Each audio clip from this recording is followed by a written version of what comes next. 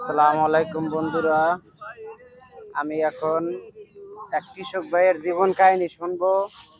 সে কৃষি করে কি পরিমাণ উপার্জন করতে পারে বা সংসার কিভাবে চালায়। আসসালামু আলাইকুম ভাই। ওয়ালাইকুম ভাই সালাম।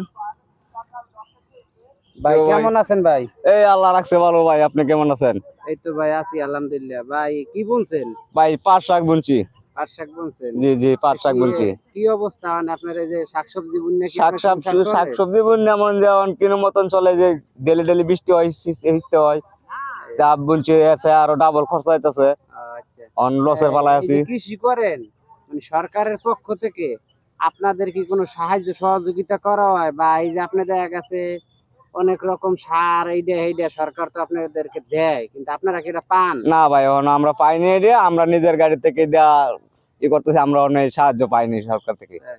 তার মানে এই যে আপনি যে দেখা গেছে 20,000 টাকা খরচা করে খেতটা বুনছেন, যদি মার খান, বৃষ্টি হইলে নষ্ট হয়ে যায়, বা সারের অভাবে আপনি খেতে সার দিতে পারেন, এই কারণে আপনার পাট নষ্ট হয়ে যায়, তাহলে তো আপনার বিশাল বড় ক্ষতি হয়ে হ্যাঁ যায়। ভাই, অনেক ক্ষতি, তাই। অনেক ক্ষতি। অন কি করা যাবো?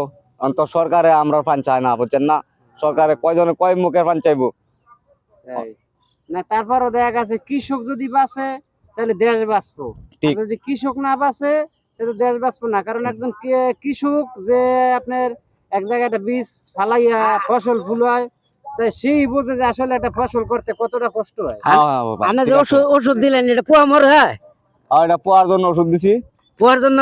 হ্যাঁ, পোয়ার